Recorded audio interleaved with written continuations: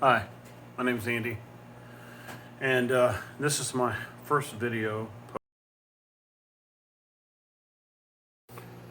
And today I'm gonna put this together. Never used an INCRA tool before, but in the past I've been using this Craig table sled, which I like. It's good. It's machined well. It's easy to use. There's a couple things I don't like about it. One of the things is the tape just keeps peeling off at it. As you can see, I got, last time I was dealing with this, I just pulled the tape off. That's the measuring tape that goes on top of it. It's also got a 4-foot system that you can purchase for it as well. You have to change out the 24-inch to the 48-inch, but it's not that big of a deal. It takes all of about, 5 minutes or so, and then you're good to go. But that's what I've been using for years, but now I'm gonna graduate to an INCRA system and see if I like it any better. All right, so let's start unboxing the Miter 5000 table saw sled.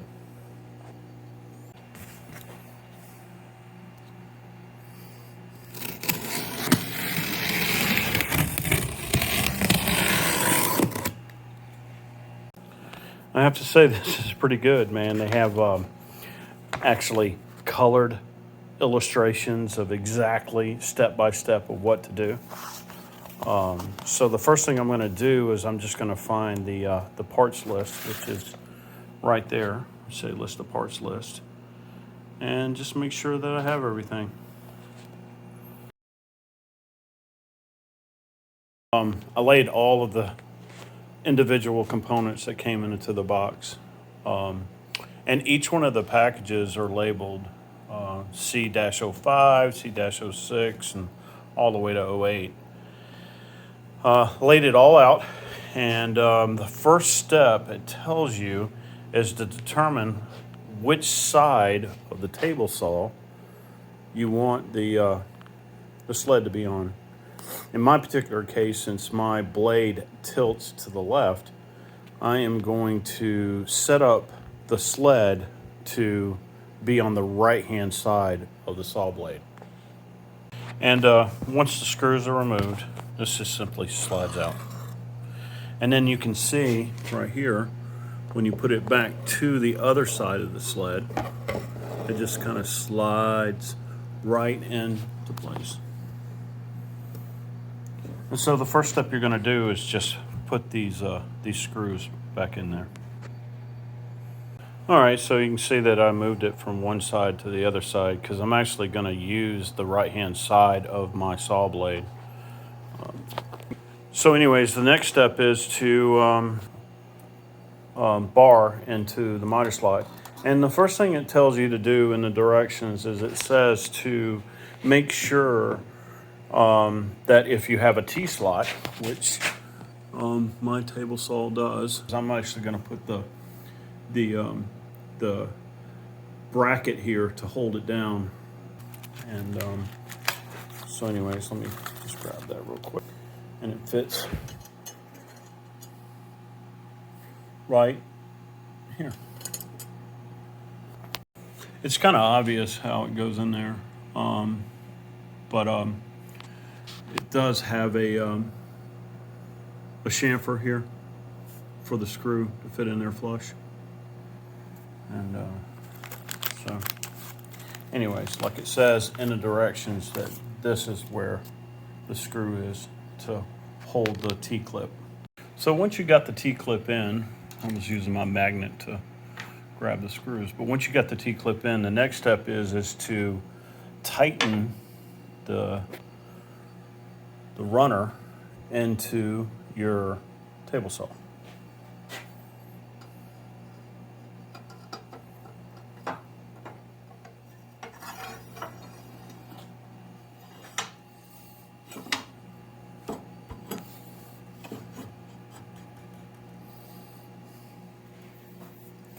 And you do that a couple of ways. One is they have these little slots here that expand out and create a very tight fit in there.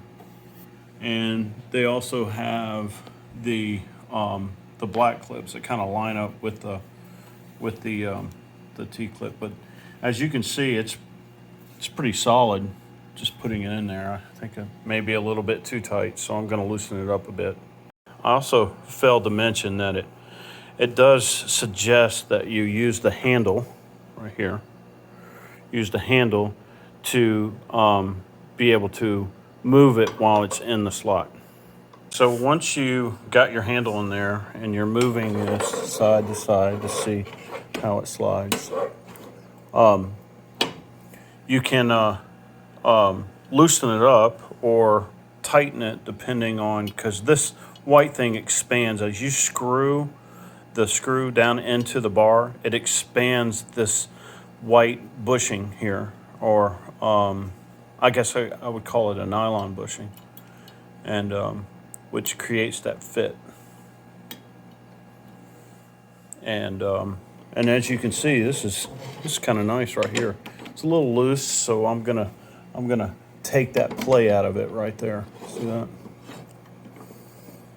Now it's very important that you don't over screw this down to your table saw, the handle, because if you do, it won't glide in the slot correct. Now, what I did was I came back through and I tightened these screws down and loosened them up just to get that fit. But as you can see, I can not move it side to side. It's very, very secure in there, and it does slide. That's a very good fit. The next step is to secure the panel to the bar, board to your miter bar here, using these 3 holes here. 1, 2, and then 3 right there. And then using the 3/4 inch Phillips head. So the next step is pretty simple. It just tells you to zero your protractor out, which is pretty easy to do. Just tighten the thumb screws. Put your they call it the clamping knob, but I call it the handle. But anyways, yeah. So that's the next step. Just hand tighten these. Make sure that it's on 0, and then. All right. So it looks like we're on step 4 right there, where 4 basically is just attaching the other side of the sled right here to the actual main body right there. Now, how you attach the other panel is basically there are 7 screws here, and it's notched out correctly on the back side of it, as you can see, and it kind of just slides right in to place, and just line your screw holes up, as you can see. It's kind of obvious what screws you need to use to connect the auxiliary. The next step here is to cut off the excess overhang on the auxiliary panel. Now, before you do this, there's a couple of things you need to check. One is you need to make sure that your blade is perfectly at a 90-degree angle. And I use, I don't have the most expensive, but I use a 4-inch triangle. I have the cheap Milwaukee one that you get at Home Depot, but I've checked it, it's square. Just check my blade and make sure that it's nice and straight.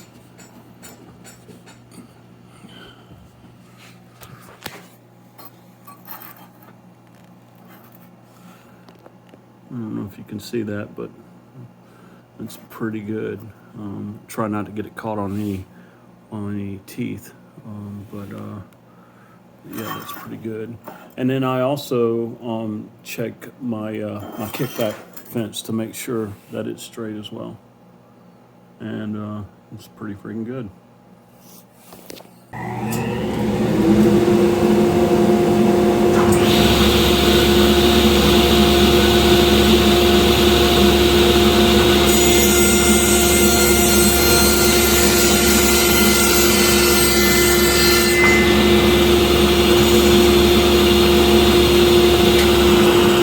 So before you screw the auxiliary panel to the other miter bar here, tighten it up. There's some play, as you can see right there, but it's pretty simple to tighten it up. Just tells you to take these screws right here and just tighten them until there's not much play in it. And as you can see, pretty much taken out. So in the directions, it says to use the holes that give you the least amount of overhang. Okay, so the next step is to put your miter fence, which is right here, on the protractor part of your miter gauge. So it's pretty simple to do.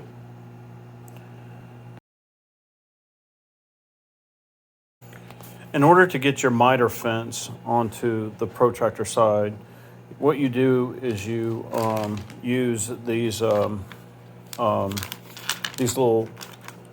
what I call for your T-slots here. And it's basically a screw or a hex head that has a washer, which you can see a washer right here. And then already, and once you get them into place, then simply just take your fence out here, push this stuff out of the way, just take your fence and just line it up with the T slot or the. So now that we got the sled together and we've got the auxiliary panel ready to go and everything's ready to go, the last step, and it's just basically putting the fence together. Because we're using the right side of the table saw, we have to change the alignment of the measuring tape, which to me, I really like the way they did this, because this is so different than the Craig system, because basically it just pulls out. It's not sticky tape or anything like that, and it's also, if you look carefully, the edges are protected through this groove. It's really good engineering. So basically you just pull it out and just turn it around so it's in the right direction. All you have to do is kind of push it and it just slides right in. It's very simple to do. It doesn't take but a second to do this, and then it's actually in two pieces. So one side goes there, and then the other side goes here. It kind of overlaps a bit, if you see, and it's actually got a clear point where it stops. Now the extension part of it's pretty easy. It actually just switches over, and then you can swap the end of it around, and it kind of fits in good. The method that I use to slide the tape, and I just took it and just lightly pried underneath it and then slid the other piece over it. But like I said, and then there is a screw with one of those T-slots in it right there. If you can see that, it kind of catches this other side right here, and that just slides over that, and you can tighten it up. Okay, so I went ahead and threaded the other T bolts on here for the fence, and This is basically really the easiest part of the whole assembly. You can actually just do it with one hand and just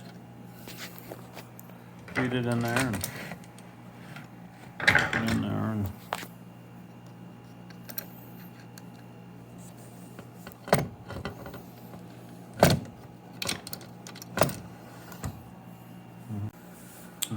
it's pretty easy to tighten it up. You just use this tool that came with your kit. T-bolt that goes on this end here, and basically it's just to kind of tighten it down, and especially you don't really actually need it. Then there's this stabilizer bracket right here that goes on the end of it, and it's pretty easy to put in. What I do is sometimes it's hard to find the threads on that, so I just basically just loosen it up, slide it down. I'll loosen these screws up right here, put that there, slide the bracket up to it, and just, you can see, to me it's easier to do it that way than try to find the threads in there. But if for some reason this wasn't square to the sled, then you can adjust it with these screws. There's direction. It's mounting bracket, and it shows you how to square it up if it's not exactly square. Now here's a hold down clamp that comes with the kit. It's just to keep your fingers away from the blade, because they could get pretty close right here to the blade. So it keeps it it keeps a hold down clamp. You can put some very good force with it. It's up to you. I've seen some guys online where they have some these little round sandpaper brackets that kind of push it up to the fence and hold it. I thought that was pretty clever. And you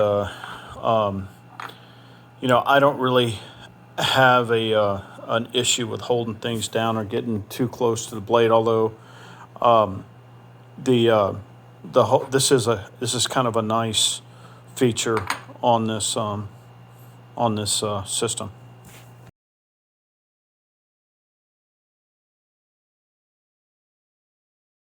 Now I was watching some of the guys online, and before I decided to get this kit, and they were talking about storage and drilling different holes in it, and I'm not a fan of changing anything on this board. I've just learned in the past that the table sled it's got holes particular for it, and putting extra holes in there may just it may not extend the life of the system. So what I did was a little bit different.